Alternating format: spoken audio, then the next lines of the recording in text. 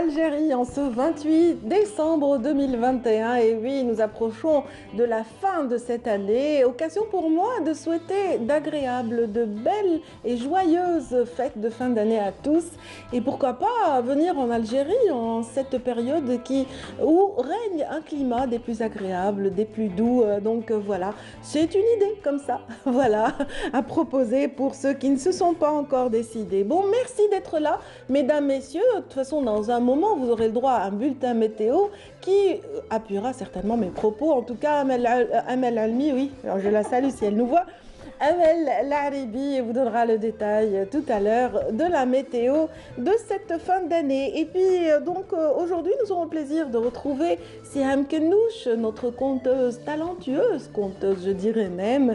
Aujourd'hui, elle nous parlera de malice et aussi de naïveté. Donc cette dualité depuis la nuit des temps donc, qui existe en l'humanité. Donc l'hila ou Nia, voilà, Nia ou le Hila en dualité, ce sera tout à l'heure avec Siham Kennouch.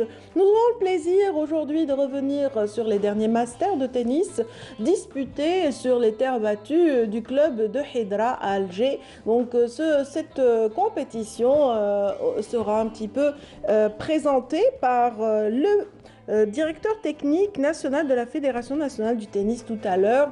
Et bien sûr, un esprit sain dans un corps sain, oui, une bonne condition physique dénote justement d'un bon état de santé. Et nous parlerons de santé avec deux invités, des habitués de ce plateau, en l'occurrence, la présidente de l'association Nour al-Douha, ainsi que le docteur Fethi Ben Hachanou, qui viendront nous parler respectivement d'une campagne lancée actuellement à l'effet de sensibiliser aux derniers variants de la Covid-19, mais également aux dangers qui planent autour justement le danger dû au cancer. Donc recommandations et sensibilisation au dépistage de certaines formes de cancer de la femme, au-delà justement du cancer du sein le plus connu et celui dont on parle le plus souvent sur ces plateaux. Donc cette matinée, nous aurons aussi le plaisir de retrouver une artisane, Madame Nouri Hanen, viendra nous parler de son expérience dans la création des bijoux. Et oui, on va découvrir un très beau panel de bijoux FEMA par cette artisane qui vraiment a lancé sa carrière depuis une quinzaine d'années. On va découvrir tout ça dans un moment et on retrouvera bien sûr en fin de parcours Sid Ahmed Bouraïb pour le meilleur de l'actualité sportive. Voilà qui est dit, madame, messieurs, pour justement ce qui relève des thématiques qu'a développé ce matin dans Bonjour d'Algérie. J'espère qu'elles vous seront et puis voilà, j'espère que vous passerez un agréable moment en notre compagnie. Tout de suite, sans plus tarder, point météo signé Amel Laribi.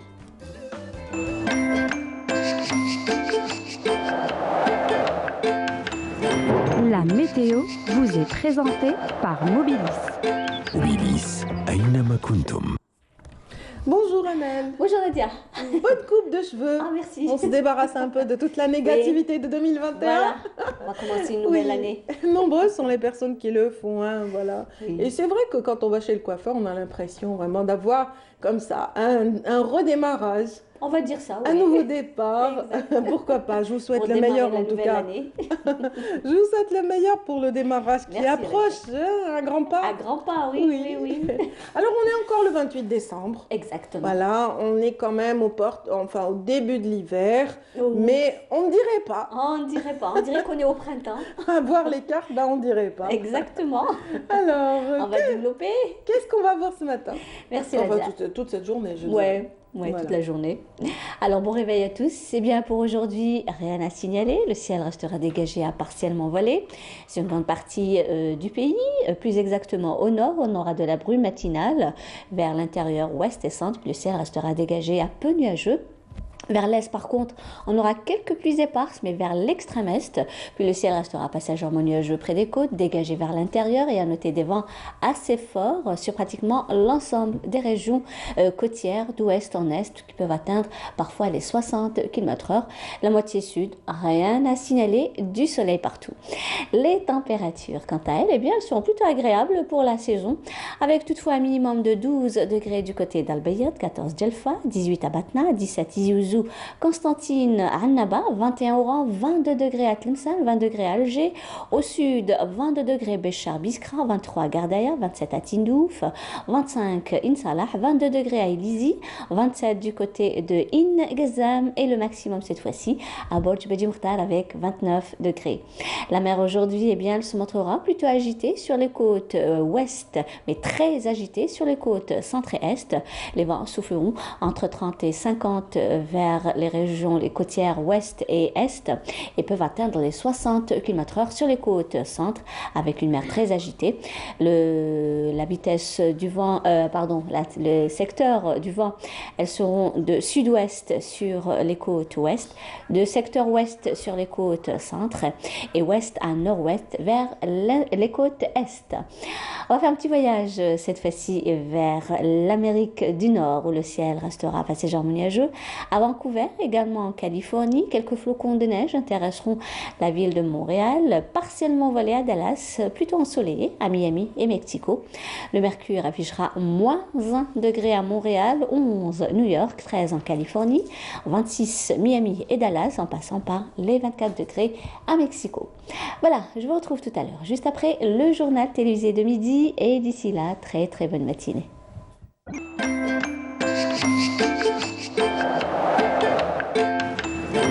La météo vous est présentée par Mobilis.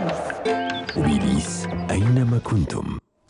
Merci beaucoup, C'est Amel. moi qui merci. Je vous souhaite une excellente journée. Excellente journée. Voilà, j'espère que vous ferez de belles rencontres, que vous profiterez du soleil, Ouais, que malheureusement. vous travaillerez un peu, bien sûr. On aimerait bien un peu de pluie, mais bon. C'est pas grave. Non, le travail, c'est la santé. Oui, exactement. Bien sûr. Et on c'est parlera vrai. de santé, mesdames, messieurs, dans un tout petit moment avec nos premiers invités qui attendent en coulisses jusque-là. Donc voilà, je vous propose cette petite transition.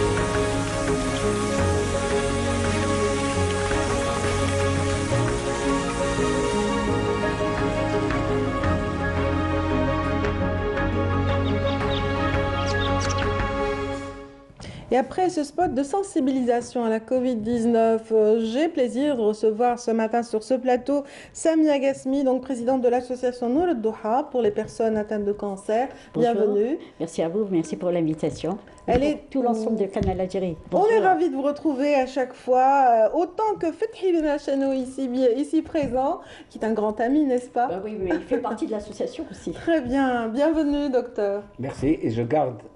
Ah, Moi, vous la gardez maintenant, hein, même sur le Attention. plateau. Oui. c'est quelque chose qui est extrêmement important. Il faut Oui, plus oui. jouer, il faut éviter, il faut surtout suivre, on en parlera. On peut en parler tout de suite. Voilà, la transition a été faite avec ce spot Alors, qui vient un petit peu de rappeler tous les gestes barrières, Tout à fait. toutes les recommandations depuis le début de la pandémie. Donc, il faut continuer sur la lancée, docteur. Attention, il faut apporter une très très grande attention dans la prévention. Oui. Vous avez vu à travers le monde entier, il y a une alerte. Une recrudescence. Une recrudescence. Oui. Deuxièmement, la Chine, au Madaraka, Oui. a imposé le Hajar al-Sahi, c'est-à-dire Oui, le confinement. Elle a confiné une ville de 13 millions et elle continue. Donc, qu'on ne s'amuse pas, et on ne fait pas assez. Je crois qu'on ne fait pas assez. Je peux en témoigner. Par exemple, Canal d'Algérie fait de très gros efforts Félicite. Oui, merci. pour la Félicite. vaccination. Non, sincèrement, c'est une attitude responsable et citoyenne de Canal d'Algérie. La vaccination, on est en train d'inviter les gens, vaccinez-vous. C'est trop mou. Il faut se faire vacciner. L'immunité collective s'impose. Ça, c'est oui, important. effectivement. Et attention, c'est pas parce qu'on est vacciné que, oh là là, on va... Allez, on abandonne les on gestes abandonne barrières, tout. c'est pas le Non, cas. c'est un package. Oui. Je vais me mettre à parler en anglais. Non, non, why not? C'est se vacciner en urgence, Oui. en très grande urgence. Et deuxièmement, respecter strictement le port, Du masque. pas de la bavette, du masque. La bavette, on la met pour les bébés. Oui, donc c'est Le- de masque. Le masque, l'hygiène des mains. Et en Algérie, on est un pays musulman. L'hygiène, on était des modèles à travers l'histoire. Surtout aussi, la distanciation sociale. Pas sociale, la distanciation physique. Je pense que c'est l'élément le plus difficile chez nous, vu nos traditions Non, de ça, proximité. c'est- On est un peu méditerranéen, Oui, très chaleureux. Très chaleureux, mais là... Dès qu'il y a des retrouvailles, on s'oublie. Et hop. On s'oublie, puis par Et ailleurs, voilà. on doit faire attention, comme le dit le docteur Benachnou, c'est accepter les messages qu'on passe. Tout à fait. Il ne faut pas laisser aller, on s'en fout là. Là, c'est très important. Comme dans le monde entier, parlons de l'Europe, de l'Occident, ils sont en alerte rouge, alors que nous, qu'est-ce qu'on pense? On doit faire très attention. Et Dans la plupart des cas, vous me contredirez peut-être, docteur, mais c'est une fois qu'un membre de la famille ou quelqu'un dans l'entourage est touché au point de vraiment de perdre la vie, que l'on se réveille et on se dit « Ah mon Dieu, finalement c'est sérieux, ça frappe à nos portes ». Ce que j'ai proposé, c'est de prendre des caméras et de faire un direct, comme pour un match de football, un direct des urgences. Comment les gens arrivent, dans quel état, et montrer ce que c'est qu'être en salle de réanimation. La détresse. Des tuyaux partout. Dans tous les orifices, il y a des tuyaux. On est un légume. Il faut montrer ça pour que les gens se réveillent.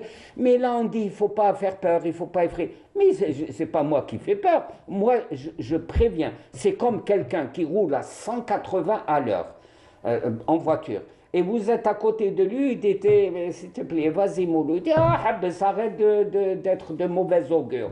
Arrête de me faire peur. C'est pas le fait qu'il dépasse un peu la vitesse ouvert. réglementaire. Oui. Voilà, non, c'est celui qui prévient, diminue, attention, prends tes précautions.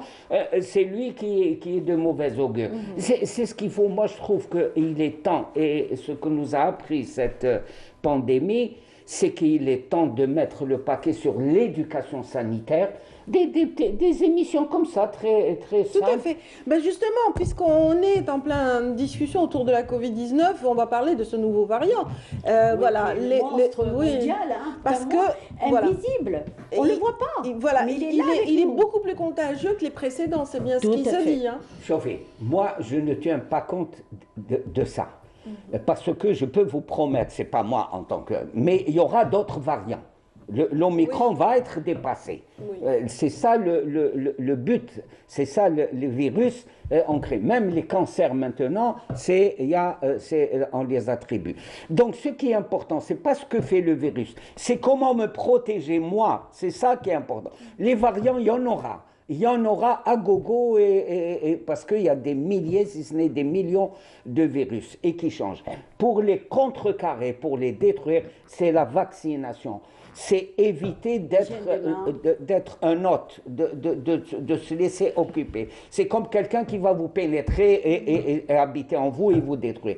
C'est à vous de prendre Absolument, la prévention. C'est ça, la prévention, et il faut accentuer encore plus vite l'éducation sanitaire. Ça veut dire quoi? Ça veut dire informer les gens pour lutter contre Vous savez qu'il y a un bouillonnement scientifique chaque jour. Moi, je viens de lire un article, une étude de médecins dans une école en Angleterre qui publie. Voilà cette école, les élèves comment, les parents comment. Et chez nous, moi, je rêve et j'implore qu'il y ait ce bouillonnement scientifique et de publication en Algérie. On doit avoir des informations et les diffuser. L'école joue un rôle dans cet effort de sensibilisation actuellement, ou est-ce que les enfants sont pris en charge? Est-ce qu'il y a eu un cours spécial, par exemple? Est-ce qu'il y a eu un cours spécial Covid intégré dans le système éducatif? Il n'y a rien du tout. Vous savez qu'il y a eu une expérience sur le tabagisme. Oui. Pour lutter contre le tabagisme, on a agi au niveau des élèves dans les écoles, leur expliquer le danger, tout ça. Et c'est eux qui ont été les gardiens, entre guillemets, et qui surveillaient leurs copains et leurs pères. Oui. À la famille ou la maman, parce que maintenant les femmes fument aussi. Et c'est là où c'est important, par exemple, dans nos écoles, il doit y avoir l'explication, l'éducation sanitaire. Dans les cités universitaires, c'est le silence total, on dit attention, voilà le nombre de morts, le nombre de décès, mais ça c'est trop tard. Le virus, les variants, il faut se prémunir et il n'y a qu'une seule action dans le monde entier, c'est pas uniquement en Algérie. Absolument. Donc vous avez parlé de confinement dans certains pays. Il faut dire, est-ce qu'on peut confirmer aujourd'hui dans ce plateau que le dernier variant qui est extrêmement contagieux, beaucoup plus rapide justement que les autres, est là, il est bien là? Bien sûr, voilà. Souvenez-vous, le corona, oui. Ça a été le cas d'un ressortissant européen qui est venu, qui est là, tout ça. Regardez où est-ce qu'on se trouve. Les virus, vous ne les contrôlez pas, c'est eux qui dominent le monde. Un cas, attention, le cas, parce qu'on n'a pas un cas. On se rappelle encore Blida, donc le premier cas. Mais pourquoi? Quand vous trouvez un variant, on n'a pas d'information. Il faut rechercher les cas contacts. Ce gars-là était dans l'avion, il a vu du monde, il a embrassé, il a serré les mains, suivi. Mais on ne fait pas d'enquête épidémiologique, à ma connaissance. Alors que l'Algérie a une grande tradition. Très très grande tradition d'enquête épidémiologique. Et je ne parle pas au point de vue affectif. Pour la tuberculose. C'est du vécu. Pour la tuberculose, on était très fort et on arrivait très vite dans les quartiers. On arrivait à contrôler un quartier, ce qu'on appelle, je vais faire l'anglicisme, le cluster. Oui. On arrivait à déterminer. Maintenant, et à mettre en quarantaine vraiment les éléments. Isolés. Vous savez, il y a la base. C'est tester. Isoler et traiter. Voilà la démarche qui doit tester, il faut tester. Mais là, je suis en train de me... Non, mais vous continuez le combat, donc vos caravanes, vous êtes présents dans les médias, vous essayez justement de transmettre ce message de prévention et Et les médias... sont très conscients et tous les médias algériens, je les remercie, les journalistes, les responsables des médias dans ce domaine de la prévention. Nous avons un devoir d'information. C'est un excellent instrument. D'ailleurs, je viens d'apprendre ce matin dans les journaux que certains joueurs de l'équipe nationale sont affectés, positifs. Et moi, j'avais peur, j'étais très fier d'avoir gagné la Coupe arabe. Mais j'avais peur avec tout ce rassemblement, quelle sera la conséquence? Inch'Allah. D'après un article que j'ai lu ce matin également, donc les deux premiers cas du nouveau variant proviennent l'un du Qatar et l'autre aussi toujours d'Asie. Hein. Voilà. En tout cas, on revient à vous, Madame Ghasmi. Tout à fait, tout à fait. Il faut juste faire attention, effectivement. Évidemment. Voilà. Madame Gasmi, vous aussi, vous avez vos propres caravanes. Hein. Oui, Vous mais sillonnez le pays, vous revenez tout juste du sud, n'est-ce pas? Bien sûr. Alors, pour les caravanes que l'association organise et qui se déplacent dans l'intérieur, beaucoup plus dans le sud. Hein. Là, alors, on a deux casquettes. On fait la caravane pour le variant, pour le Covid, Très bien. depuis le début 2020, c'est ça, Oui. à ce jour. Et en parallèle, il y a le concert. Oui. Donc, on fait l'éducation, on se déplace bien sûr beaucoup dans le sud pour le diagnostic précoce. Et cette fois-ci, on avait fait le dépistage du cancer de la femme. Très bien. Si je parle de la femme, c'est en général le sein, Oui, la oui. gynéco. Bien Pourquoi la que- femme, je dirais? Je Allez. dirais la femme parce que, vous savez, il y a le manque d'éducation dans des zones reculées. Si on va à Ardea, par exemple, ou alors à Boussaïda, ou là, il y a des zones, des familles qui habitent loin de la enfin de Oui, le de la centre. ville, On du donne chef-lieu du de wilaya. Voilà. tout ça, mais là, Oui. ils vont plus loin. Oui. C'est... Oui, Non, parce mais qu'il y a des nomades. C'était bien avant. Ouais. Mais là, je vous parle de Boussaïda, hein, Barka. D'accord. Le C'est Boussaïda, tout près. la côte, c'est tout près. Il y a des cas sur Il y a le des villages cancer, enclavés, il y a bien des sûr. villages isolés. Et il y a aussi des trucs médicinaux. Il y a toujours les grands-mères, non, soigne-toi avec des trucs médicinaux, alors que c'est faux.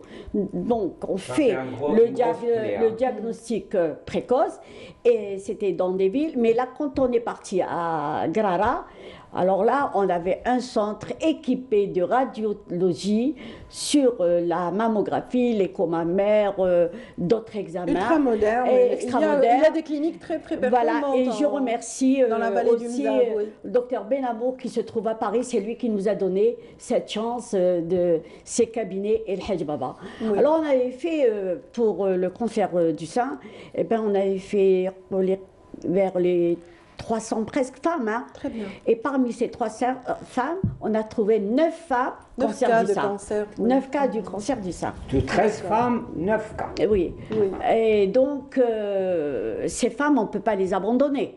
On doit les suivre et les prendre en charge. Ce sont les médecins qui ont examiné. On avait pris avec nous des radiologues, des gynécologues et des sénologues. D'ici d'Alger. Voilà. hein. Mais bien sûr, Mais Alger, ils voilà. sont, non, d'Alger, ils sont à l'association. C'est des médecins Des bénévoles de l'association l'association, scientifique. oui. Voilà. Et bien sûr que ces femmes, on va les suivre éventuellement, les médecins spécialistes, le professeur Dylan, Oui. qui est du conseil scientifique, et les scénologues. Donc le programme, il est Même- vraiment voilà. suivi pour ces femmes.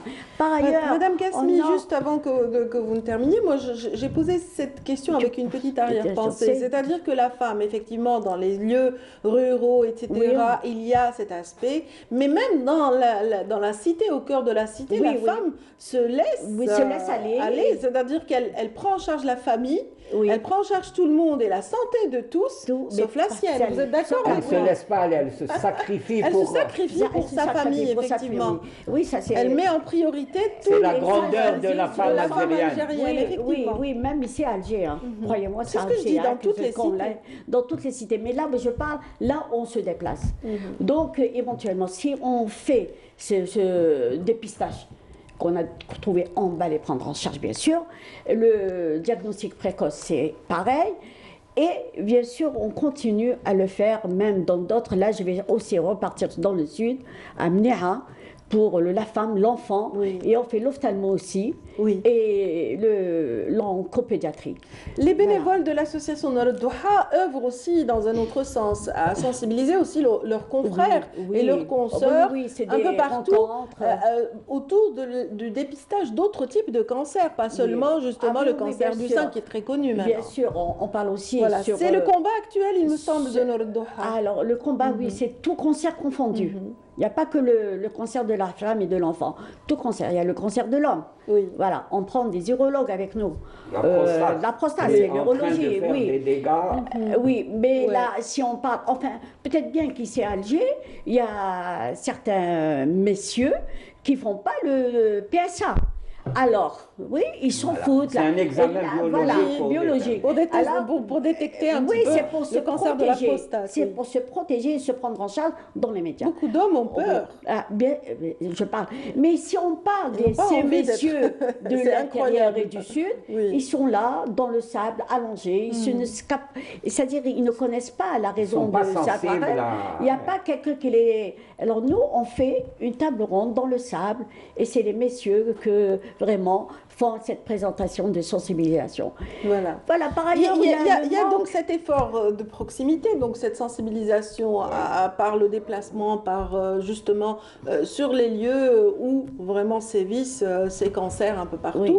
Donc voilà, en vous déplaçant, en rencontrant ces personnes, vous essayez aussi de dire qu'il n'y a pas ce type de cancer. Voilà, il y a des cancers un peu plus pernicieux, un peu plus, Oui. je dirais, Silencieux, il est silencieux le cancer. Le cancer, quand on le découvre, il est déjà là. On le parle gros de cancer. problème. On parle par exemple le cancer du sein. On revient au cancer Oui, du sein. oui. La femme ici à Alger Centre, hein, la capitale, elle ne sait pas. J'ai Mais eu le un cancer, cas elle que a je eu. n'oublierai Voilà. jamais. C'est un sein aussi gros comme oui, on a melon, vu, on a vu. avec des écoulements qui n'apportaient pas une importance. Alors et moi- surtout mettre des produits phyto, zama, la chiche, Moi, je reviens. Oui, des produits Je naturels. reviens un Oui. peu La bien avant phytothérapie. les années 2004-2005. Si je vais vous dire une chose, c'est incroyable. Eh bien, en 2003, entre 2004, il y avait une petite fille de 13 ans Voilà, oui. et qui avait un cancer du sein. Oui. Et c'était le marhoum, l'honneur lui revient, Allah yarhamou, professeur Bendib. Oui. Et cette Le petite pionnier, fille, justement, en voilà, matière, de la scénologie, de la scénologie. Allah yarhamou, na'amou fil jannah. Et donc, cette petite fille, elle a été transférée en oncopédiatrie sur Paris. Donc Voilà. vous voyez Voilà. qu'il faut Voilà. Et alors, imaginez-vous la un prévention, enfant. l'éducation sanitaire, faire découvrir le corps. Qu'est-ce que c'est que mon corps? Qu'est-ce qu'un singe? De quoi il peut être menacé? Et même chez les hommes, développer le dépistage. Ben oui, le cancer de Chez l'homme, les enfants il aussi, y a vous le- me parliez du cas de Khalil, par exemple, le jeune Khalil que vous avez sauvé Oui, un alors peu. je reviens Oui. à Khalil. Elle a un grand On sourire avait- quand on parle de Khalil. Non, Khalil, Allah yarhamou, c'était un enfant de Hina Menas. Il est venu tard, les années 2003-2004. Quel âge il avait? Il avait 12 ans. Voilà. Voilà, et je l'ai la photo quand je... Là, il- Il avait un problème de ostériocercome. Oui. On parle beaucoup le sein, on parle beaucoup de la prostate, mais il y a des cancers qu'on n'en parle pas, De surtout de l'enfant, même des personnes âgées. Il y a le sarcome Ewing. Oui. Un collègue à moi, il avait un sarcome Ewing, là, yarhamou. Et Oued Khalil, il avait le cancer, l'ostériocercome. Il est arrivé en retard. Je remercie le professeur Hamidani, le professeur Karak, qui étaient les deux spécialistes en Algérie pour le cancer de l'os. Et cet enfant, on l'a soigné, on l'a traité. Il a été pris en charge. Bien sûr, il était à la maison de Nord-Doha Voilà. pendant des mois, accompagné de son papa. Et il fallait qu'un jour ou l'autre, il rentre chez lui. Et puis, on m'appelle, on me dit qu'il est décédé. C'était un enfant. Oui, vous vous êtes attaché à cet enfant. Et je me suis attachée oui. à Nora, Oui. deux jeunes filles de Timemoun, arrivées très tard d'un cancer du sein. Et j'ai appris, elles sont décédées suite à leur maladie. Oui. On les a traitées, on les a pris. Mais ça, le fait d'arriver en retard, c'est ça pourquoi Oui. nos Doha, à l'intérieur du pays, le sud. Non, mais on a beaucoup de respect pour vous, en tant qu'association Nour Doha, ou alors le fait, vous êtes parmi les associations Oui. qui ont lutté, si bien lutté, donc vous avez de quoi vraiment être fiers, tellement vous avez bien travaillé qu'il y a eu, création de centres Oui. anticancéreux à travers le pays, donc Oui, plusieurs alhamdoulilah. centres Alhamdoulilah. qui ont évité à ces familles de se déplacer, Oui. donc de parcourir cette distance très importante. On est dans un pays continental. Tamal Rasset Alger, c'est 2000 km. Moi, je voudrais passer un c'est très message. difficile. Et grâce à vos efforts, moi, je tiens Merci. à ce que ceux qui nous regardent aujourd'hui le sachent. Vous avez offert des gîtes, des maisons d'accueil pour les Alhamdoulilah. familles qui n'avaient pas du tout les moyens de prendre en charge Oui, leurs les années 2002, leurs 2003 parents. Oui, jusqu'à- tout à Vous savez, fait. il y a Là, des je gens qui voudrais- arrivent, oui. pardon, à Nord-Doha, ils viennent de l'intérieur du pays. Ils arrivent à Alger à 2h, 3h Oui. du matin. Allez, et c'est des gens. eh bien, ils se présentent au niveau de Nour-Doha et ils sont hébergés, Ils sont Nourris, hébergés, et nourris. nourris. Moi, et- ce que j'ai constaté, il y a une chose, il y a le matériel des mammographies qui m'a oulef, hein. Ça fait 2 ans que j'étais là-bas, il y a des matériels de radiologie, mais il n'y a pas le personnel performant pour prendre. Voilà. Alors pourquoi ne pas faire ce recyclage? Chaque mois, il y a une wilaya qui renvoie pour pouvoir dépister et prendre les malades. Mais c'est dans ça les la mafias. formation C'est médicale ça. continue, Oui, tout qui à est, fait. qui est C'est mortelle comme chez les nous. efforts consentis par l'équipe du professeur Chaouch, que je respecte, Oui. et que vraiment, cette équipe qui faisait des greffes de reins, Oui. qui se déplaçait régulièrement à l'intérieur du pays pour éviter à ces familles De la se déplacer, souffrance de du la déplacement, peine, pour aussi parer à ces manques. Donc Mais voilà, c'est le Même combat, je le disais. professeur Ben Bouzid, Oui, l'actuel oui. ministre de la Santé, Oui, et il était en fonction au niveau de l'hôpital Ben Aknoun, et bien Oui. il prenait avec lui et il allait à l'intérieur du pays et il faisait, sauvait des vies. il sauvait des vies, en il sortait. orthopédie, hein. C'est ça la santé de C'est ça proximité. la santé de proximité, c'est ça aussi l'engagement. Hein, dans le cadre d'une association, en fait, les combats sont multiples. Actuellement, votre combat, c'est justement la sensibilisation du corps médical et vous le faites si bien. Voilà. Par exemple, pour détecter un cancer comme celui que vous citiez, le sarcome Ewing ou alors l'ostéosarcome. l'ostéosarcome. Alors le sarcome Ewing, vous savez, ce sont des Il faut douleurs. des spécialistes, non pas un Oui, généraliste. d'abord, il faut Non, les attention, orthopédistes. les généralistes, bien sensibilisés, bien pris en charge, bien suivis par le CHU, peuvent combler, peuvent faire la prévention et la prise en charge. Au moins dépister, au moins dépister. Docteur Benachou, c'est le sarcome Ce sera Ewing. notre dernière intervention. Oui, Madame oui. Gasly. Le sarcome Ewing et l'ostéosarcome, ce sont des examens cliniques très très sérieux. Un médecin généraliste, je respecte la déontologie médicale, mais un médecin généraliste, probablement un rhumatisme, peut-être une entorse.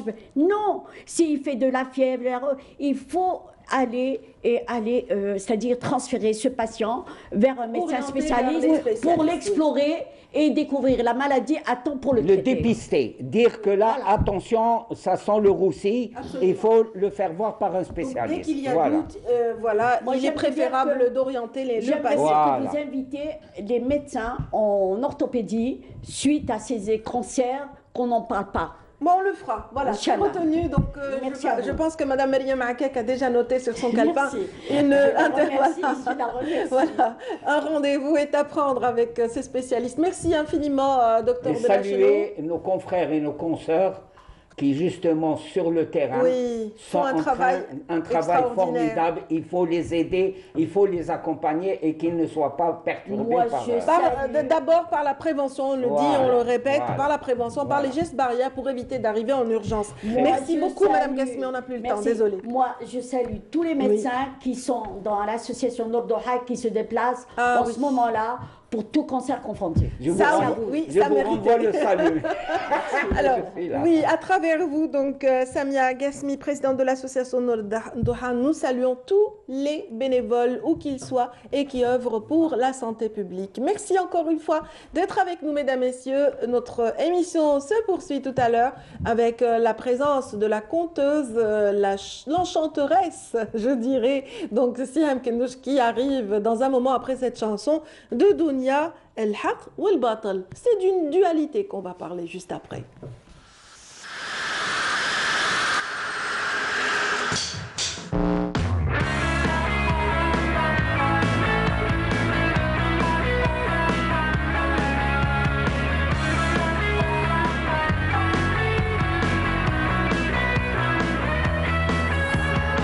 سبحان الله يا السامعين الحق والباطل ولاو جيران بحكم الزمان صبحوا متعاشرين خلاو العالم كله حيران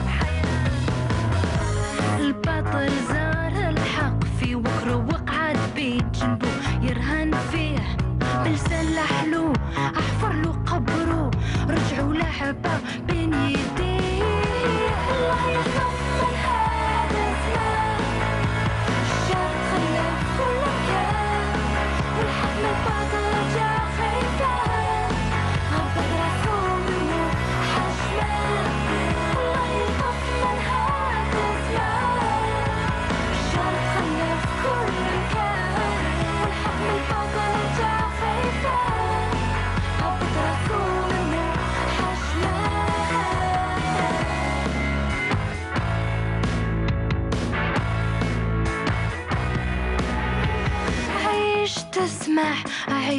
تشوف واش صرا عندما الحق تكسر له الميزان طاح فراش من كثرة الحكرة يقاوم في نعاس ودموعه ويدان سبتو خالط فلان وفلتان حتى تغلقوا عليها البيبان الله يخاف من هذا الزمان الشارع تخير كل مكان والحق من الباطل رجع خايفان غابت راسو منه حشمان الله يخاف من هذا الزمان الشارع تخير كل مكان والحق من الباطل رجع خايفان غابت راسو منه حشمان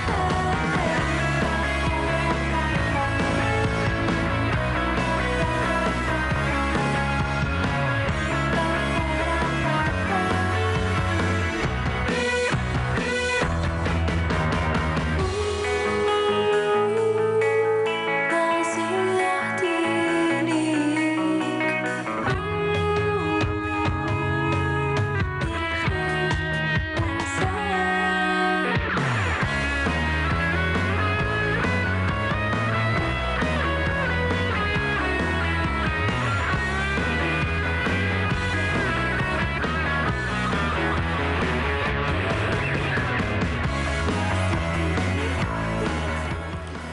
Voilà, donc c'était la Dounia qui nous chantait à l'instant Al-Haq ou Al-Batal. Donc il y a d'autres formes de dualité, Shar ou Al-Khir, le mal et le bien, bien sûr, sévissent et s'entrecroisent ou s'entrechoquent, ou voilà, je ne sais pas. En tout cas, il y a un éternel combat qui est mené par l'humanité dans ce sens. Aujourd'hui, on parlera aussi de dualité avec Siham Kennous qui vient d'arriver. Bonjour Siham. Bonjour cher ami, bonjour à tous les spectateurs qui nous suivent chaque matin. Oui, bonjour à vous. Je disais qu'on allait parler d'un duo. Oui, d'un autre duo. Oui, assez répandu chez nous, c'est ce qu'on appelle el-hila et el-niya. Donc, alors, si je dois trouver une traduction à el-hila, bon, c'est facile. On va parler de la malice, de la ruse, hein, vous voyez. Mais niya, je ne pense pas que dans le glossaire français ou dans le dictionnaire français, je ne pense pas qu'il y ait... l'équivalent. Oui, il n'y a pas d'équivalence. Vous pouvez dire les bonnes intentions. La naïveté, peut-être, non? Non, c'est pas dans ce sens-là. Nia, donc il est un peu naïf. Je ne pense pas que ce soit de la naïveté. Il voit du bon partout. Un optimiste peut-être, mais en tout cas il ne voit pas de mal, d'accord. Voilà. Alors tandis que le rusé ou le hili, hein, comme on dit, le rusé ou celui qui a de la malice, il calcule, c'est un calculateur. Tandis que l'autre, bah, c'est quelqu'un qui est spontané, qui ne pense pas à beaucoup de choses, etc. Absolument. Alors dans les contes universels, on parle toujours de l'hila et de nia, mais de manière différente, de manière vraiment différente. Mais en tout cas, il y a deux symboles universels, deux symboles qui reviennent souvent. C'est des symboles d'animaux et chacun d'eux, donc Niya ou Hila, sont représentés par un animal. Alors, on dit dans un dicton que le renard sait beaucoup de choses, tandis que le hérisson sait une seule grande chose. Donc, le renard, dans les plus grandes œuvres littéraires, représente l'Hila. Oui. Tandis que l'hérisson, dans les plus grandes œuvres littéraires aussi, représentent souvent Niya. Donc on trouve ceci dans les contes russes, on trouve ceci aussi dans les fables de La Fontaine, dans les fables d'Ésope, et chez nous aussi dans le nord africain, je ne dis pas en Algérie, hein, mais au nord de l'Afrique. Au Maghreb. On a l'Afrique carrément, ça va d'Égypte à l'Atlantique. Donc c'est véritablement deux symboles qui se conjuguent à l'universalité, hein, mais c'est pareil. Donc c'est toujours le renard qui représente la malice, n'est-ce pas? La nouvelle mode c'est Zerdi. Mais bon, Zerdi c'est Djaja, ça ne vole que des poulets, mais pas autre chose, d'accord? Ah, Zerdi c'est le renard? Non, Zerdi, en fait, il y a plusieurs régions. On dit que ce que c'était. Il y a ceux qui disent que Zerdi est une sorte de furet. Voilà. Ah, il y a d'autres qui disent que Zerda, etc., en fait, c'est le nom scientifique du fennec. Mais on n'en est pas là. En tout cas, on parle souvent donc de Nia ou Hila qui sont représentés par ces deux animaux-là. Un conte, si vous voulez, de chez nous, qui parle justement que l'hérisson a été en voyage, il a rencontré justement un renard qui a voulu l'accompagner. Et une fois, ils ont eu très très faim. Et ils ont eu très très faim, ils ne savaient plus quoi manger, alors ils ont hasardé. Et en marchant, alors le renard dit à l'hérisson, quand on va trouver un champ, ce qu'il y a sur la terre m'appartiendra, ce qu'il y a sous terre t'appartiendra. Alors le hérisson dit d'accord. Et là, ils sont arrivés devant un champ de tomates. Donc le renard s'est régalé, tandis que le hérisson n'avait rien. Que des racines. Voilà, même pas. Alors, ils ont encore voyagé. Et là, le renard va encore poser la même question à l'hérisson et il va lui dire. Alors, on fait la même tout à chose, hein, oui, comme l'autre jour, en fait. C'est quand on va dans un champ, ce qu'il y a sur la terre m'appartient et ce qu'il y a sous la terre t'appartient. Alors le hérisson lui dit oui, d'accord. Et là, on tombe sur un champ de carottes, en fait. Voilà, donc c'est le hérisson qui s'est régalé. Il s'est régalé avec les bonnes carottes. Et voilà, donc l'hérisson, c'est véritablement Nia. Oui. Voilà, c'est la spontanéité. Il a encore fait confiance. Il n'a pas avancé son Exactement. propre choix. Tandis que l'autre, il a eu l'exemple du premier champ. Oui. Donc automatiquement, il a voulu refaire la même chose. Oui. Donc c'est véritablement Nia et Hila qui sont représentés. Et souvent dans les contes, dans le récit des anciens, on a toujours le Hila qui perd à la fin. C'est clair. C'est clair. C'est Parce le que plus quand on futé qui calcule, finit par perdre. Le corbeau et le renard, par exemple. اللي يحسب وحده يلقى زايد يشيطلو comme on dit. Alors dans le centre d'Alger يقولوا اللي يحسب وحده يشيطلو et à l'est à Paris, on dit اللي يحسب وحده يلقى زايد. Oui. Donc ne calculez jamais tout seul. Vous allez voir, la fin Et puis est comme on dit, toujours Moulniya, inattendue. Moulniya, Yerbah. yerbah. Ou on dit aussi dir niya ou rqut niya. Voilà. D'accord. Donc sur tes deux oreilles, tu finiras T'inquiète toujours. pas, exactement. Parce que le calculateur ne gagne jamais. Absolument. Voilà, surtout Absolument. s'il y a de la malice dans ses calculs. Très bien, très Voilà. bien. On a un personnage quand même dans notre pays, ou même pas dans la culture arabe de manière générale, qui lui incarne aussi cette malice, cette ruse, Juha. Oui, alors Juha, il faut savoir que je voulais faire une thématique sur Juha, mais Juha très vite. Alors Juha, c'est quand même un personnage emblématique, certes, mais il y a une ambivalence dans la personnalité de Juha. Dans l'histoire, dans l'histoire de la littérature, il y a deux personnages différents qui se sont transformés plus tard en un Juha.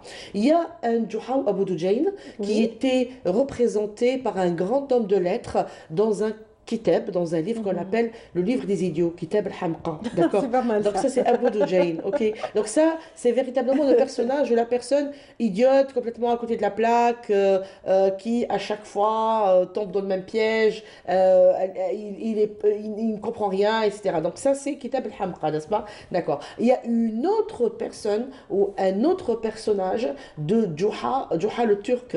Là, Juha le Turc, c'est un personnage très rusé et c'est un philosophe. C'est un maître soufi. Donc ce sont deux personnages différents qui plus tard se sont retrouvés dans un seul qui incarne voilà, dans une autant seule la personne. ruse que la sagesse. Exactement. Voilà. Oui, mais aussi l'idiotie parfois. Et parfois. Mais c'est surtout la ruse qui l'emporte, la sagesse et la philosophie surtout. Parce que Juha le Turc, donc celui qui, c'est pas Abu Dujayn, celui qui ne vient pas de Kitab al-Hamqa, Juha représente véritablement l'homme philosophe, penseur, il a des dictons, il a des phrases, certains parlent qui disent qu'il a existé à Konya, etc. Voilà. Merci beaucoup, Siham. Mais je vous en prie, Merci Radia. en tout cas de nous avoir permis de découvrir en un rien de temps un petit conte très sympathique.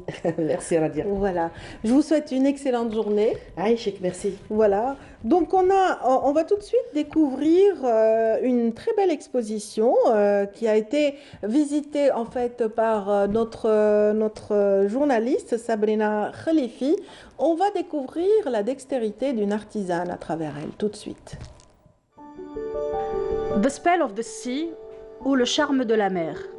Madame Khadija Mustfaï nous le fait découvrir à travers ses 29 tableaux représentant la mer dans tous ses états.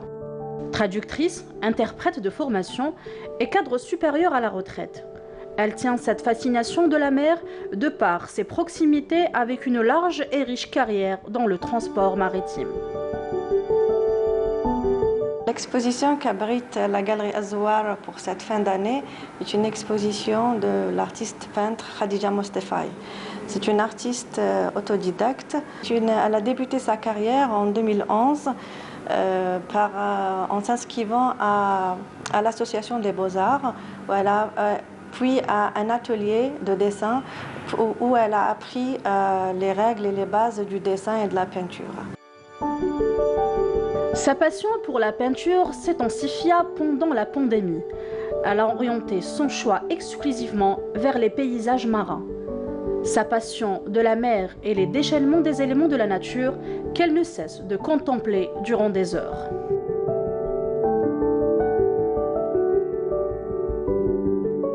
Alors, le style de sa peinture, c'est du réalisme. Donc, elle peint d'après photo où elle laisse libre cours à son imagination pour rajouter des touches et des couleurs qui donnent du volume et de la perspective. Elle peint d'une manière très fluide. On voit très bien son amour pour la mer. Et elle a une palette riche et très colorée, avec des compositions très très intéressantes et très très étudiées. Pour les amoureux des paysages marins, l'exposition est visible jusqu'au 6 janvier à Zoo Art Gallery. Et tout de suite, sans transition aucune, mais en tout cas le décor a déjà été planté, nous allons parler d'artisanat, donc une forme artistique aussi qui plaît et qui ici a beaucoup de dames qui se sont reconverties depuis pas mal d'années.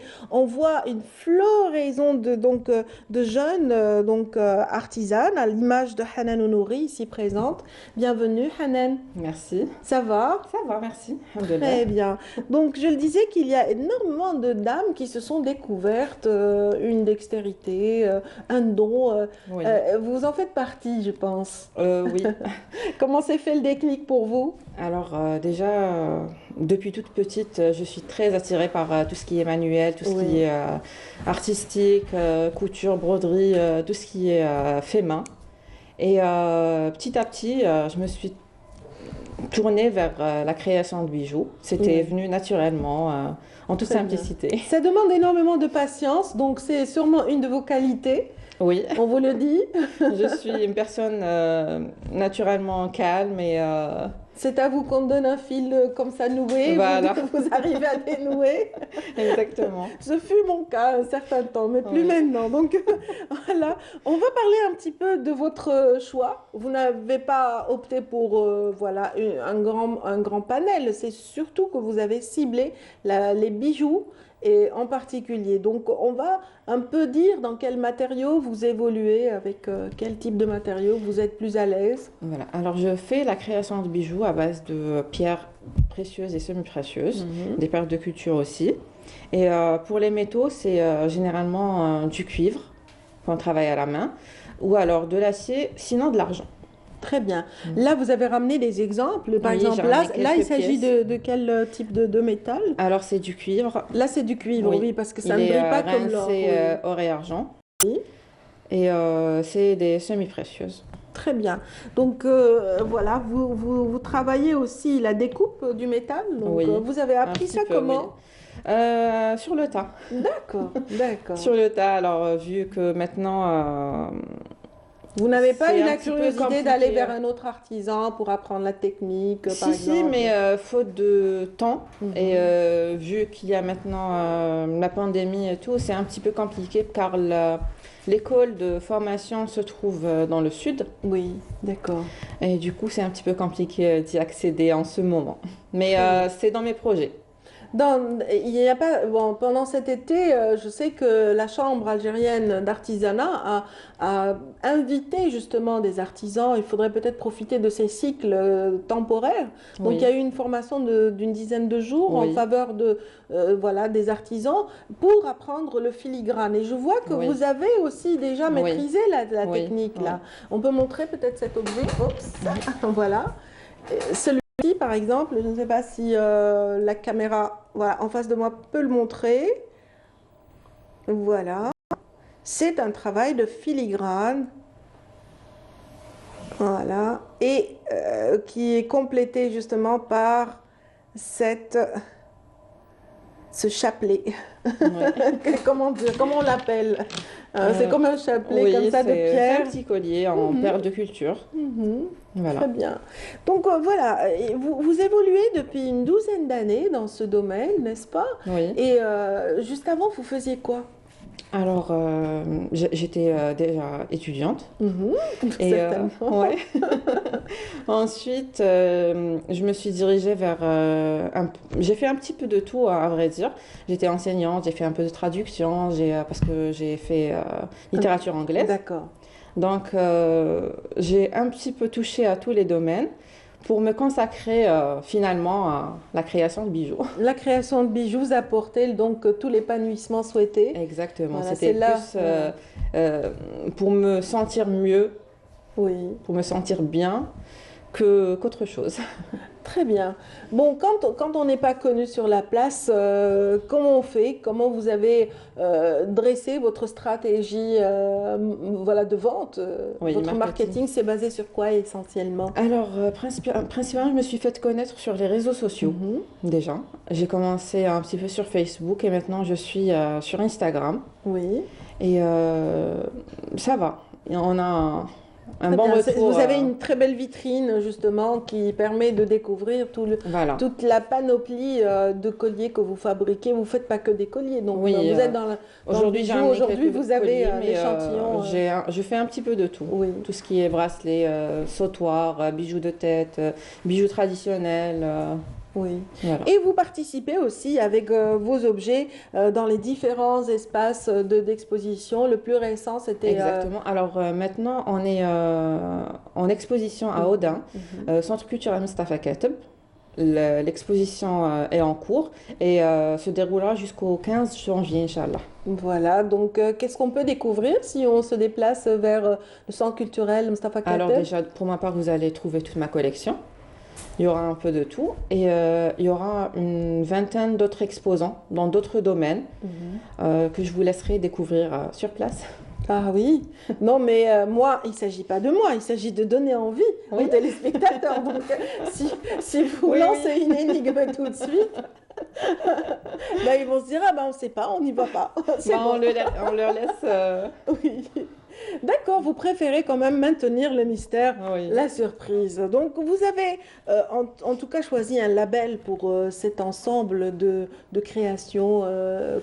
Il porte le nom de Bimode. Bimode. Donc, on vous reconnaît parce que sur les réseaux sociaux, on ne va pas dire ah ben on cherche Hanan Nounouri. Hein. Non. On trouvera probablement. D'ailleurs, je ne suis pas connue.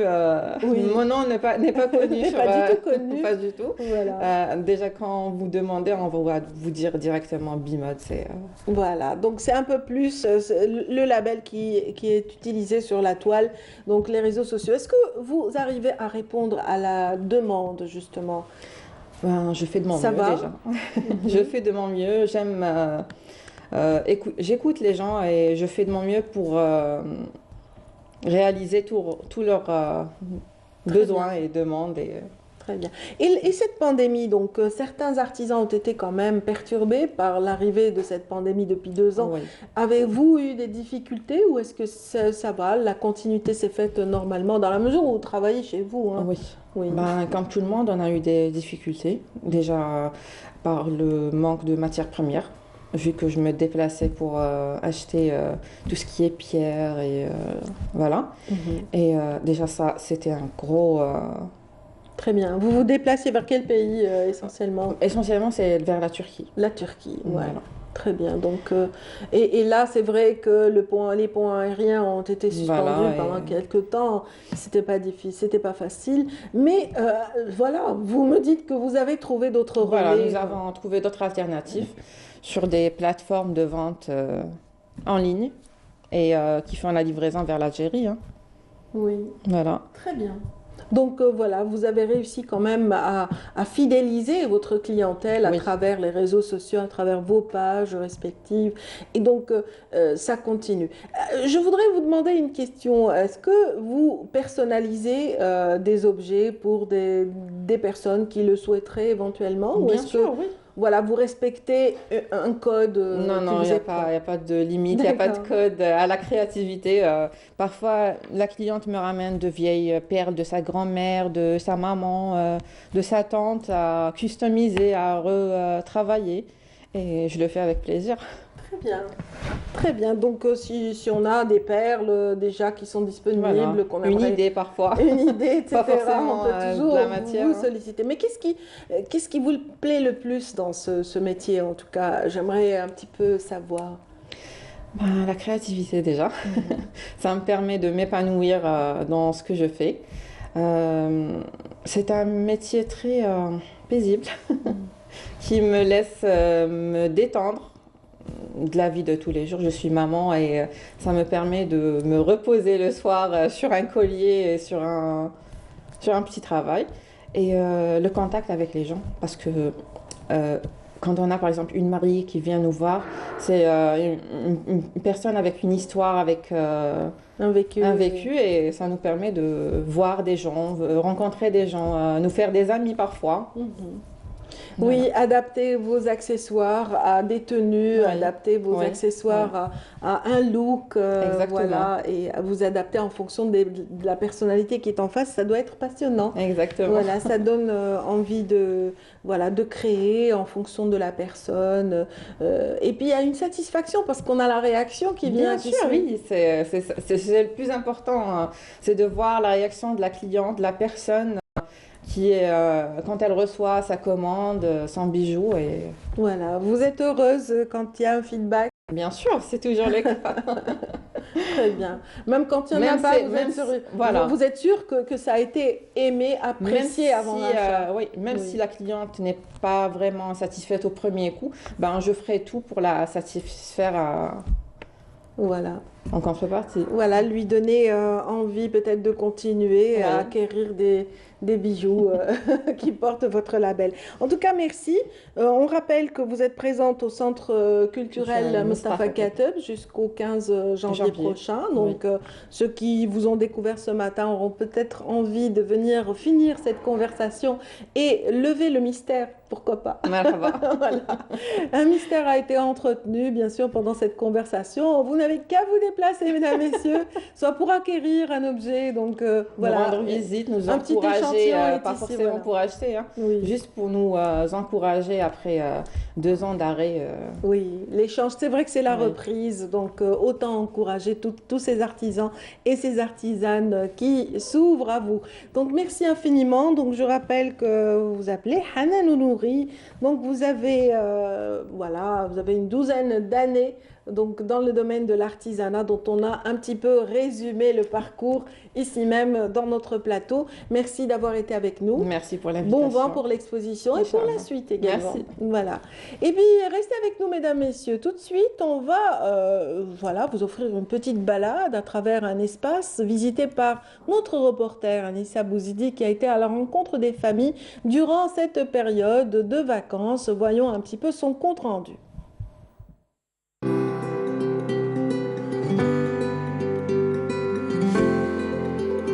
Occuper les journées des enfants pendant les vacances n'est pas de tout repos pour les parents.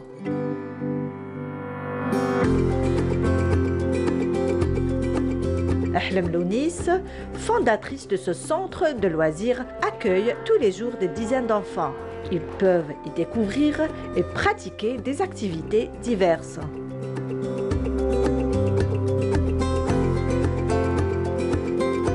Nous avons des ateliers éphémères, nous avons des ateliers de formation et on a aussi les ateliers de vacances pour les enfants. Donc pour les ateliers de formation, nous avons les formations artistiques, artisanales et graphiques. Après, par rapport aux ateliers de vacances, donc c'est des ateliers pour les enfants et les adolescents. Donc on reçoit des enfants et des adolescents pendant la période de vacances et c'est souvent des thématiques. Donc c'est des thématiques qui changent. Donc pour ces vacances-là, donc nous avons eu la thématique des contes de fées. Donc c'est des ateliers qui tournent autour de cette thématique, de peinture sur différents supports, assiettes, carreaux de céramique, toiles, et aussi des ateliers de poterie, de théâtre et de lecture. Développer l'esprit créatif de l'enfant est le maître mot de ce centre. Maïsan et Yassine fréquentent cet établissement depuis peu. Ils profitent bien de leur journée.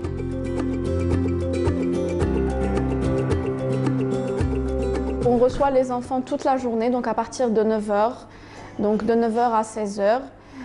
Donc le déjeuner est pris en charge par l'école, les goûters également, en plus des activités. Donc généralement la matinée, c'est des ateliers de dessin, de peinture sur différents supports, toujours autour de la thématique de la journée ou de la semaine. Et puis l'après-midi, c'est généralement un peu de poterie et puis on reprend avec les ateliers de théâtre et de lecture. Je viens ici pour apprendre des trucs, pour faire de la peinture, des dessins, pour faire des travaux manuels et apprendre. Aujourd'hui, on va faire des petits gâteaux et on va les manger. Je viens pour m'amuser surtout, pour apprendre comment manier les couleurs et tout. Et aujourd'hui, je suis là pour faire de la peinture sur des feuilles. Aujourd'hui, ce sera le thème cirque. Il y avait aussi le thème Marvel, il y a beaucoup de thèmes. Le matin, c'est souvent de la peinture, on colle des choses. L'après-midi, on va manger d'abord, il y a jusqu'à 4h30. On va manger, après, il y a théâtre, il y a cinéma, il y a beaucoup de choses. Ça me plaît beaucoup parce que je m'amuse tout en travaillant. Je suis en train de faire coloriage. Je suis en train de faire le clown. J'aime le clown. Oui.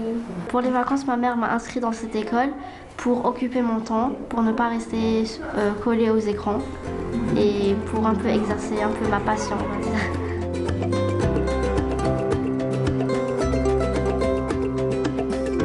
Bonnes vacances les enfants!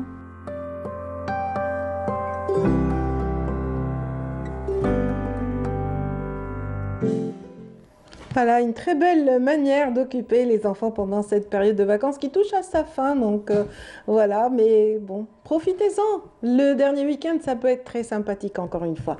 Et merci encore d'être là pour cette dernière ligne droite. On parlera essentiellement de sport avec d'abord un invité donc, qui n'est autre que M. Karim Saadallah, directeur technique national de la Fédération nationale du tennis.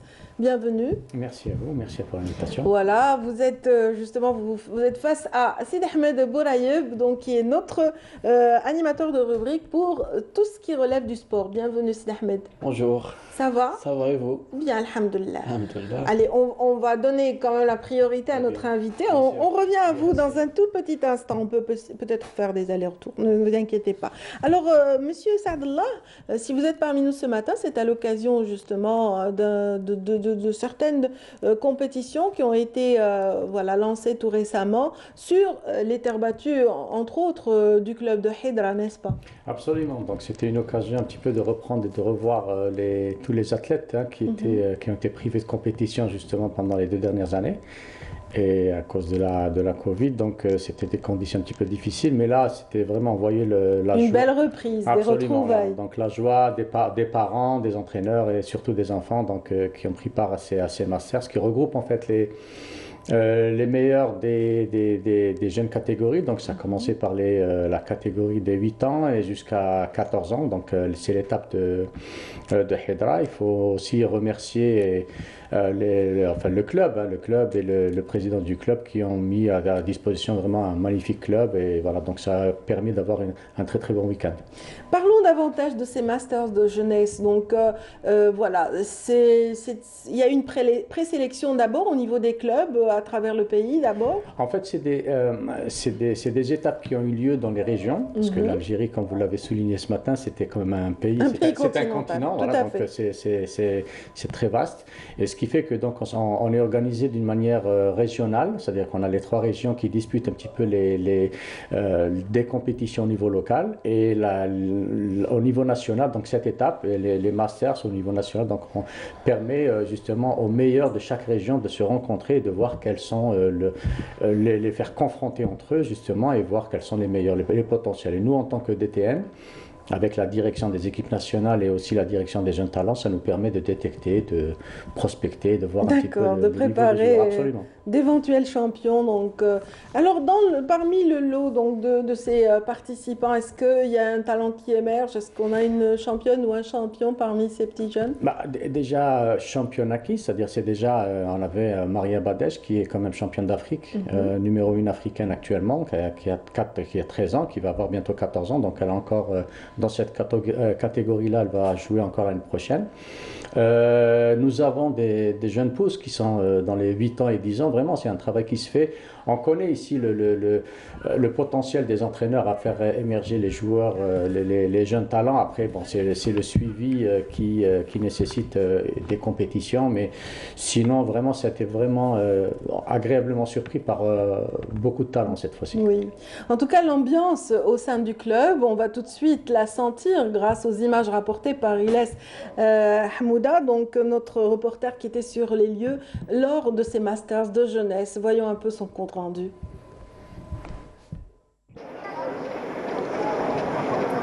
Pour ces jeunes adeptes de la balle jaune, la compétition était au rendez-vous. Les masterclass de la jeunesse, une occasion pour que ces joueurs fassent leurs preuves et gagner des points. بديت أنا التنس من لاج دو 4 وأنا في نفس الكلاب اللي هو MTCB. بديت لي تورنوا في الجزائر ومن بعد رحنا درنا لي تورنوا انترناسيونال. ابخي كي عيطونا ليكيب ناسيونال دونك ايفيدامون عندنا ولينا باش نديرو لي تورنوا الجيريان. دونك لوبجيكتيف تاعي نولي جواز بروفيسيونيل ونتكلاسا مليح اتيب. اليوم راني ندير في ان تورنوا في حيدرا لي ماسترز. راني في دومي فينال وان شاء الله نوصل لا فينال. Dans ce master, j'ai perdu dans la 8e de finale. Et j'aimerais que la prochaine fois que je gagne. أنا personnellement بديت quand j'avais l'âge تاع 5 ans tennis و sans rôle تبدا tôt. Je préfère زعما les jeunes talents يبدو tôt يدوا la base une bonne base. التنس فيه الذكاء. كي تلعب لازم تلعب بالذكاء في التنس. الحمد لله وصلت لفينال ودركا نشكر الكلب تاعي حمراء عنابة حتى نوصلني لهنا ونشكر والديا حتى نوصلوني. Une compétition qui aidera la direction technique nationale à évaluer le niveau de ces jeunes joueurs et repérer de nouvelles pépites. On a assisté au Masters national des jeunes, catégorie U8, U10, U12 et U14. Donc on a rassemblé les meilleurs joueurs de ces catégories, donc les 16 meilleurs joueurs. On a mis à la disposition la Fédération algérienne de tennis les infrastructures du club de Hydra. Il y a ce qu'on appelle les jeunes talents, généralement 11 ans, on peut les prendre même précocement à partir de 10 ans, 7. Mais c'est 11 ans et à ce moment-là, يدخلوا dans une structure fédérale, la fédération تبعهم et elle leur donne les compétitions qu'il faut, ils progressent un petit peu dans leur carrière. Les masters, ça nous permet de faire jouer les athlètes, de créer cette envie de faire toujours mieux la compétition et surtout pour nous de détecter encore les meilleurs, le meilleur potentiel de chaque catégorie pour essayer d'intégrer les équipes compétitives de la fédération qui devront représenter un peu l'Algérie dans diverses compétitions pour l'année à venir, à savoir 2022. Ce rendez-vous a été marqué par la participation de 128 athlètes, dont 64 filles. Les masterclass de la jeunesse marquent la relance des compétitions pour cette discipline et une mise à jour du calendrier fédéral. Et parmi nous sur le plateau aujourd'hui, Monsieur Karim Sadallah est présent, donc directeur technique national de la Fédération nationale de tennis. Donc voilà, tout a été dit un petit peu pratiquement on a surtout pu voir cette jeunesse, ces espoirs de champions, ces nouvelles graines justement du tennis. Oui, c'est ça, c'est-à-dire que l'ambiance dans le tennis, elle est connue un petit peu par rapport à ça, parce que c'est un espace de, on va dire, convivialité qu'on partage avec, durant le week-end, et puis il y a des échanges qui se font entre les régions, donc l'Est, l'Ouest, donc c'est une occasion pour déjà partager différentes us, on va dire. Voilà, donc ça, sincèrement, c'est la compétition, il n'y a pas mieux que pour un petit peu, déjà jauger un petit peu le niveau des joueurs, et aussi cet échange et créer cette émulation pour absolument, c'est l'esprit qui règne en général dans les clubs de tennis. En fait, il y a cette convivialité qui est de mise, et justement ces échanges entre familles, entre enfants, entre amis, parce que le tennis, c'est vrai que c'est très physique. C'est aussi un sport complet, mais qui allie aussi cet échange, voilà, ce plaisir. Absolument, absolument. Donc c'est vraiment, en plus c'est un plaisir partagé. Pourquoi? Parce qu'il y a quand même une tripartite, on va dire, entre les parents, les dirigeants, puis l'athlète.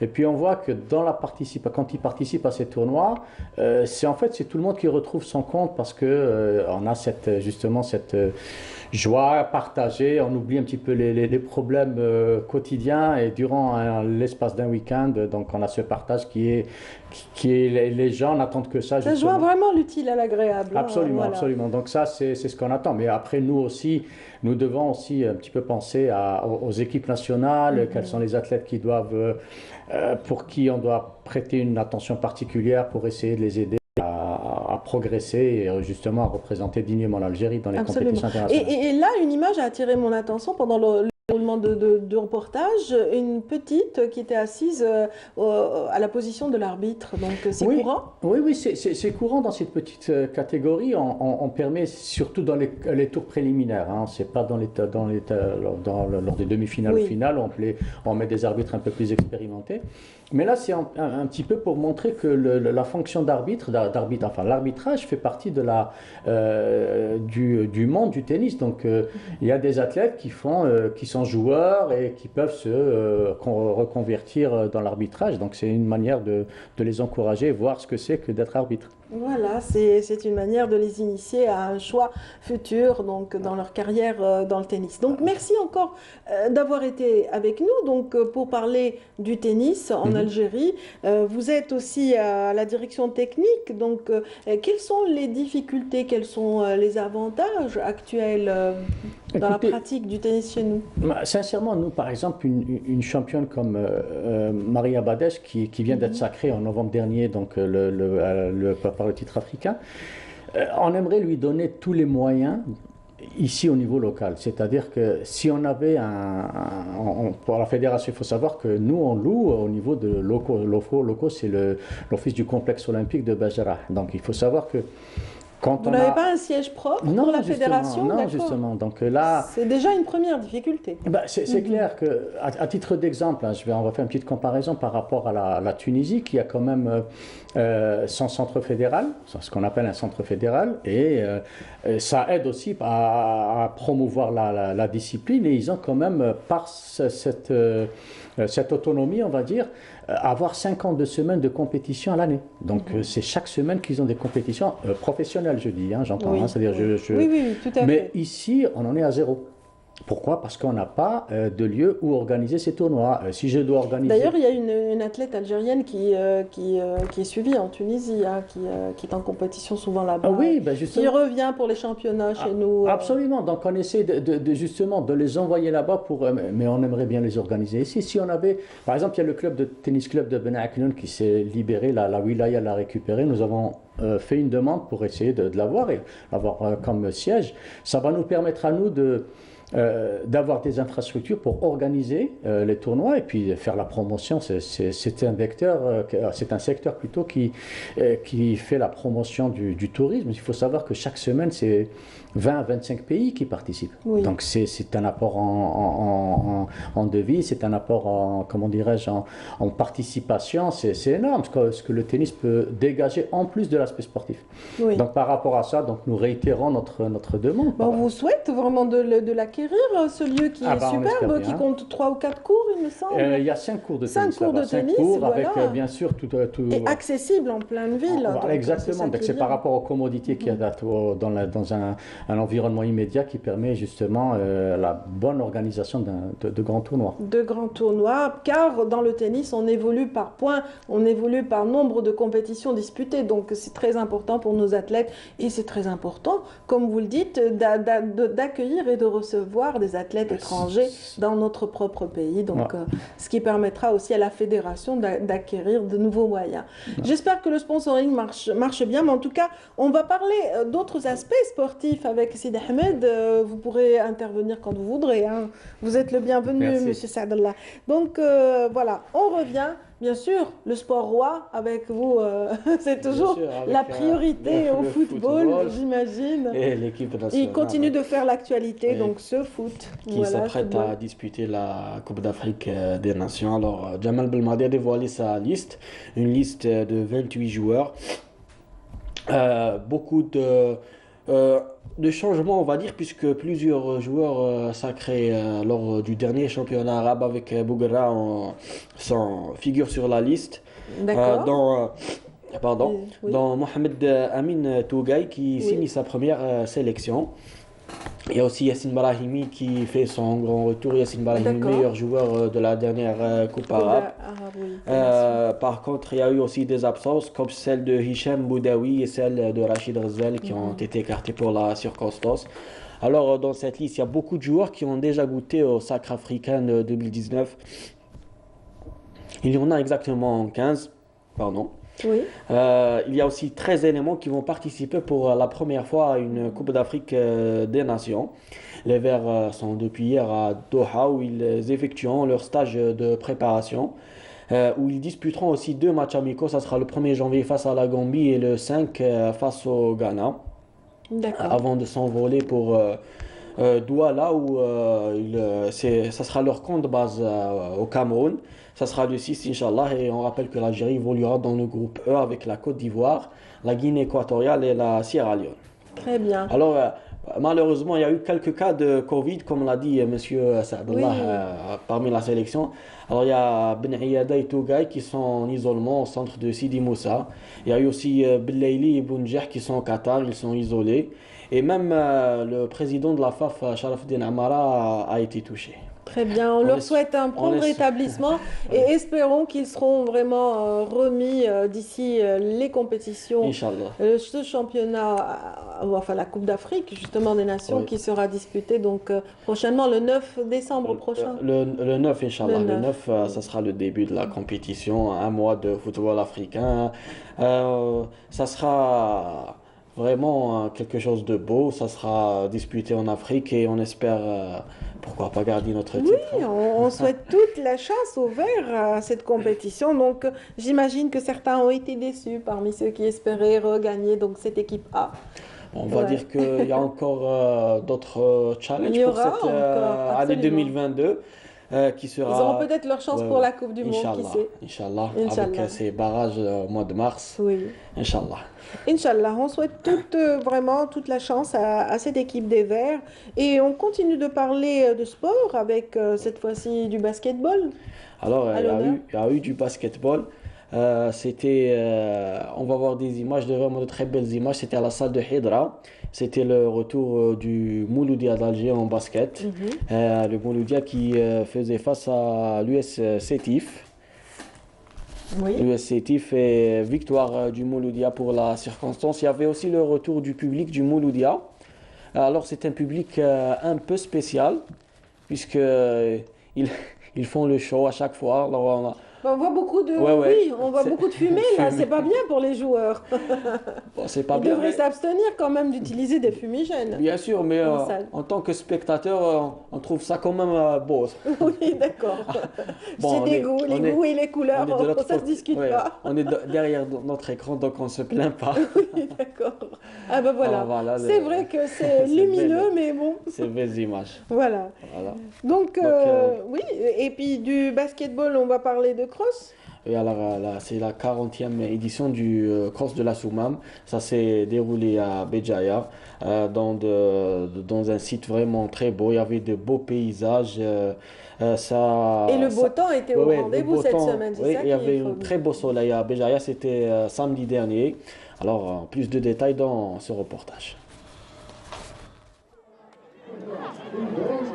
Avant le début des courses, un hommage a été rendu à l'arbitre Djemal Benzouaoui. Chez les jeunes catégories, c'est l'équipe de Bojbo Arerich qui l'emporte haut la main au classement individuel et par équipe.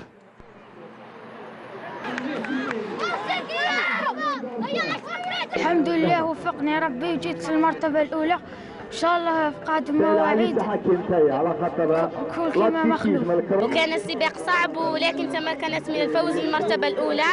كنت في الحصول من البريمير بلاس والحمد لله ونشكر لي سونترينور تاوعي. أشكرها كل زاتلات خمنا فوزي قرزن وأشكرها الشيوخ الإنسان خمنا فوزي قرزن ديغانت مبروك علينا لا بروشان سوكس. Après, c'était au tour des juniors et des seniors d'entrer en piste. Et Kenzad Ahmani, Borjbo Arerich et Rabah Bouchicha de l'équipe nationale militaire qui se sont distingués. والحمد لله وفقني ربي وعلى بالك بلي ماشي حاجه سهله تانيك باش دير هيدا التعب وتزيد عبك ربت بيت واحده مرة كتكون عندها الدراري وقعيتك على بالك بلي تقسم وقتها مع السبور والشغل تاع الدار ماشي حاجه سهله والحمد لله ربي قدرني. ولكن السباق جرى في احسن ظروف والحمد لله. الواحد اليوم يقدر يعرف يعني اول سباق العوده نتاعي في هذا الموسم يعني باول سباق اللي دخلت فيه وهذا سباق بجايه والحمد لله الواحد راه راجع يعني في احسن كما نقولوا في احسن حالاته واحسن فورمه ان شاء الله. هذه غير مجرد تحضير للمنافسه الجايه وان شاء الله يكونوا حاضر البطوله العربيه ان شاء الله راح تكون في يوم 2 فيفري في البحرين. التنظيم كان يعني على ما يرام والجو يعني ساعدنا ايضا في التنظيم والمشاركه كانت مشاركه نقولوا يعني حسب الظروف نقولوا جيده. والله نظن يعني ولايه بجايه يعني معروفه بالتنظيم تاعها. رانا نشوفوا بون امبيونس الحمد لله يعني المنافسه راهي مستمره كل توت لي كاتيجوري ويعطيهم الصحه المنظمين ونتمنوا لهم التوفيق والنجاح في d'autres organisations ان شاء الله. D'autres manifestations du genre seront organisées pour préparer les championnats arabes de Bahreïn en février et le championnat national qui aura lieu à Relizane en mars. Voilà, bon vent pour toutes ces compétitions. Hein. Ça donne envie quand même de... Non, c'est très agréable de revoir tous ces podiums, tous ces athlètes sur le terrain. Ça a dû leur manquer, mais en fait, il faut quand même faire attention aux gestes barrières. Hein. Oh, bien sûr, non, c'est réglementé maintenant, il faut faire le vaccin. Oui, bon, bah, oui, le vaccin, mais n'empêche pas la contamination. Bien sûr, il faut aussi, bien sûr. Oui, c'est ça. Il ne faut pas négliger en ces moments de, comment dire, recrudescence des cas de contamination, donc il faut faire attention. Dans l'euphorie de la joie, on fait des choses, on embrasse, on partage des accolades, vous êtes d'accord avec moi? Oui, ça fait partie du sport parce qu'il y a la spontanéité du résultat, donc ce qui fait que bon, c'est vrai que les gestes barrières sont très très importants, surtout par les temps qui courent, mais on n'arrive pas à contrôler des fois les émotions. La joie l'emporte des fois et ce n'est pas évident, mais il faut toujours rappeler quand même qu'on est en pleine 4e vague. vague de Covid-19 et que vraiment c'est toujours de mise, hein, les gestes barrières. Ah, bien sûr. Voilà. Allez, fermons la parenthèse et revenons un petit peu à cette école de handball. Oui. Alors, la ville de Skikda qui est connue pour le hand, pour être vraiment une ville qui forme des champions. Alors, Linda Tboul, notre collègue, est partie à Skikda et a fait un reportage sur cette école. Une véritable pépinière de handballeurs, un réservoir pour l'équipe nationale, Espérance Skikda, qui a toujours joué les grands rôles.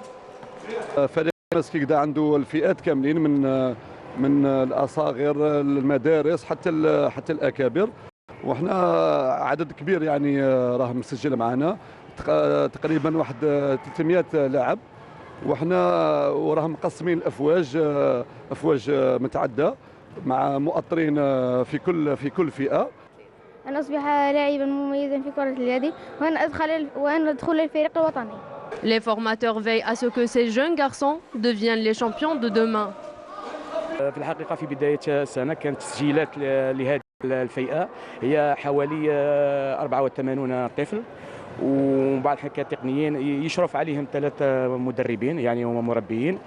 احنا نعتبر احنا مربيين، اولا هو من الاهداف تاع الفريق واهداف تاع الرياضه هو يكون رياضي، يكون اخلاق تربيه، ونروحوا للدراسه ومن بعد عاد تعليم كره اليد. اهداف يعني من هذه الفئه هو يعني اكتشاف المواهب يعني الصاعده. الهدف ديالي اصبح من افضل اللاعبين في كره اليد. لعبوا مليح تحسنوا ندربوا كل يوم. Une salle dans un état dégradé, des conditions lamentables, un manque de moyens qui empêche les entraîneurs à faire leur travail convenablement. والعمل شويه عندنا عمل شويه شاق، القاعه ماهيش ديسبونيبل اولا، وثانيا كما راكم تشوفوا النداء هذا يأثر شويه على العمل، حتى نقعدوا بالك ل 10 ل 11 وين يبدا شويه يشيح.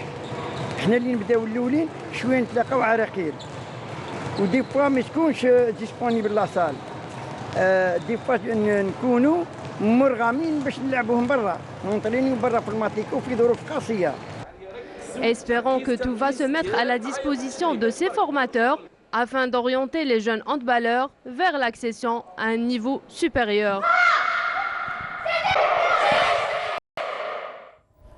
Et voilà, c'était la Skikda, n'est-ce pas? Oui, c'était l'école de handball. La jeune équipe de Skikda. J'espère, parce que c'est des enfants qui s'entraînent, alors on leur souhaite du courage, une grande carrière et voilà. Oui, donc des graines de champions lisées, donc les espoirs du hand sont peut-être ici même dans cette salle, on ne sait jamais. Voilà. Donc on termine, on revient au foot. Hein. On a commencé avec le foot et on reviendra peut-être avec le championnat. Avec la 10e journée du championnat qui se déroule cet après-midi. Alors il y a 9 matchs au programme dans l'affiche, le derby Shabab el-Belouzdad USM Alger.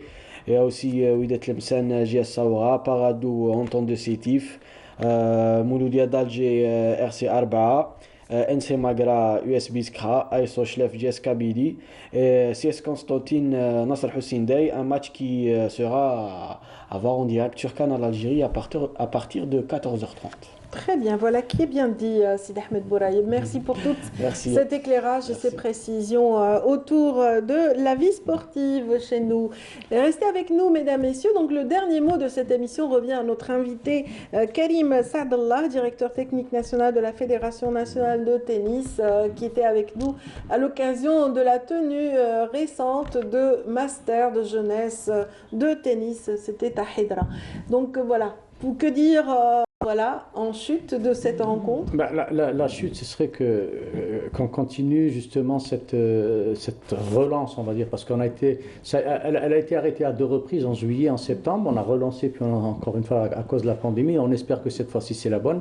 Et voilà, donc on souhaite que les enfants puissent progresser dans des conditions normales au niveau de leur structure. Et surtout, encore une fois, on voit que c'est récurrent, que ce soit sur le reportage du handball ou les autres, les infrastructures infrastructures, il faudrait qu'elles soient mises à niveau. C'est important. Et ça, c'est l'appel qu'on lance. Et en tout le cas, encore une fois, merci pour l'invitation que vous m'avez adressée. Voilà, j'espère que les autorités se pencheront sur l'état justement des cours de tennis et vraiment de la terre battue, voilà, et la qualité aussi de la prise en charge de ces cours aussi. Merci infiniment d'avoir été avec nous. Merci et merci également à tous ceux qui nous ont suivis ce matin. Merci pour votre fidélité. Je souhaite à mes invités et à Sid Ahmed ici présent donc de passer d'agréables fêtes de fin d'année. Donc bonne et heureuse année à vous. Bonne année à tous. On se retrouvera l'an prochain, mesdames, messieurs. D'ici là, c'est voilà, d'excellents moments en famille avec vos amis. Profitez, dites à tous ceux que vous aimez que vous les aimez. Et puis voilà, profitez de la joie. Hein.